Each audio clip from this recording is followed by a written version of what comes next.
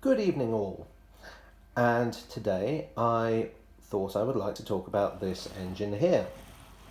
There's a little sort of Michael Bay style tracking shot for the pulse pounding action that you normally expect from a model railway video. This is an engine that I call Frankenshunter. It's a Class 8 diesel shunter.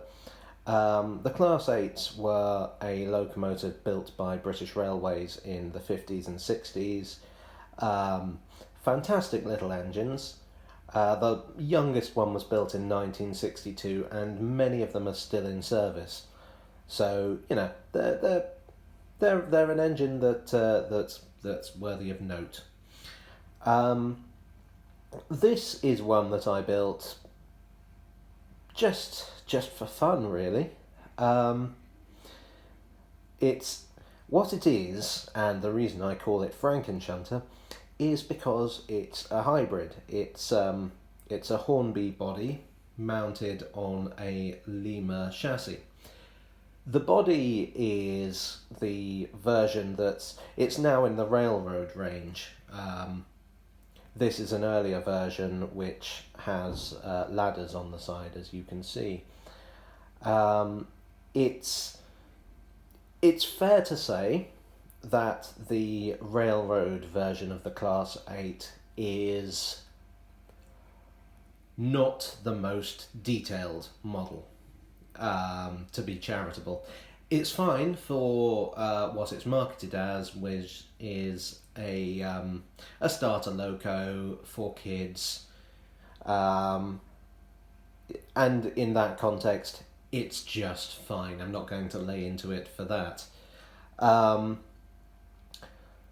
The most obvious flaw with it is that the chassis is just completely wrong. It's a standard steam locomotive chassis, which just looks nothing like the classic Class 8 outside framed look.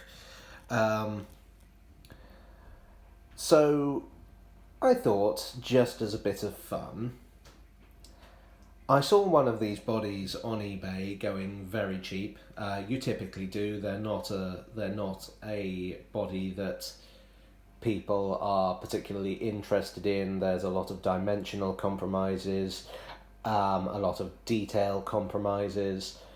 So you can buy them very inexpensively. The chassis is from a Lima Class 9, which again you can get very cheap. I happen to have one lying around, but I got it for about a tenner. I've seen them go online for £7 or £8. The Lima mechanism it's noisy, but it is absolutely bomb-proof. They'll keep going forever. In 1,000 years' time, when they dig up the ruins of our civilization, some aliens are going to find a Lima Class 9 and discover that it still works, and so that's how the hobby will continue. That's the trend I see going on. What? That was a weird sidetrack.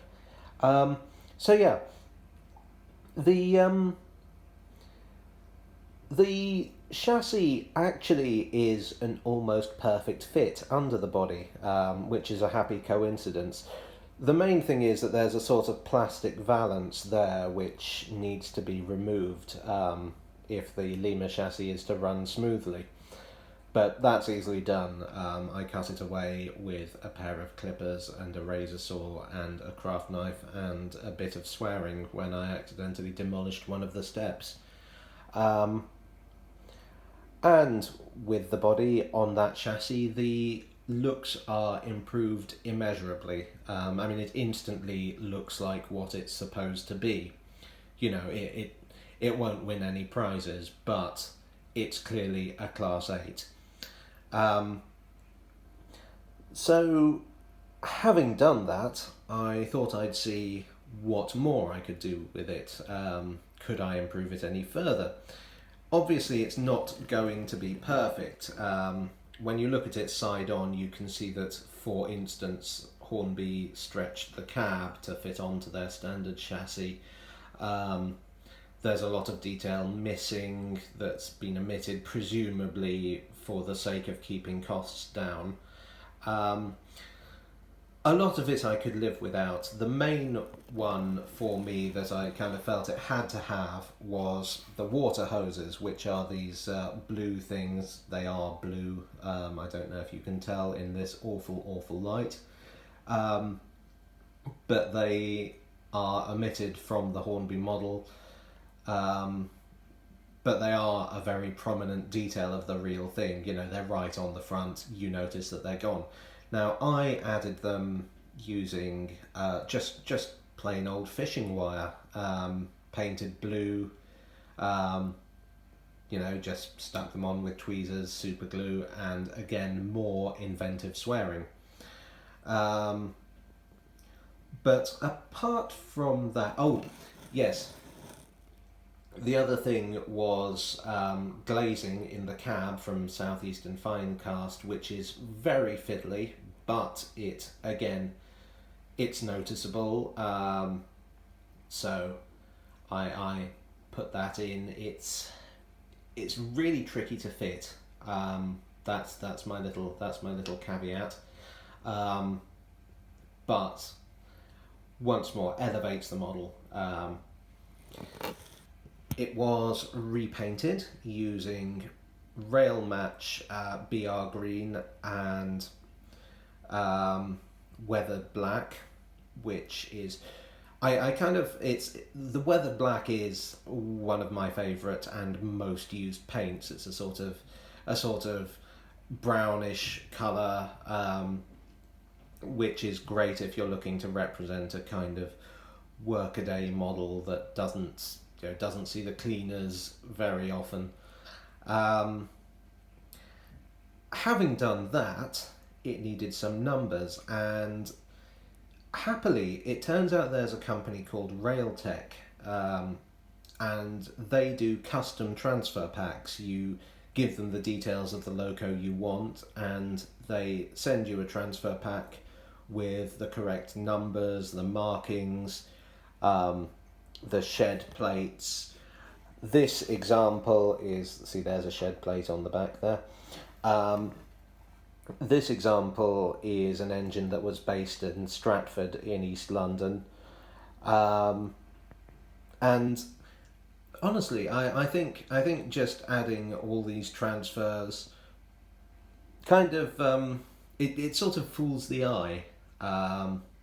It's things like this that kind of trick the viewer into thinking that the engine is much better than it actually is. So kudos to Railtech, kudos to Southeastern Finecast, kudos to whoever made the fishing wire. The end result, after some weathering, is, as I say, it's not the most detailed model in the world, but I'm quite pleased with it. I'll happily run that on my layout and smile upon this creation. That sounds kind of blasphemous, but it's my railway. I'll be blasphemous if I want. So that's Frankenshunter for you.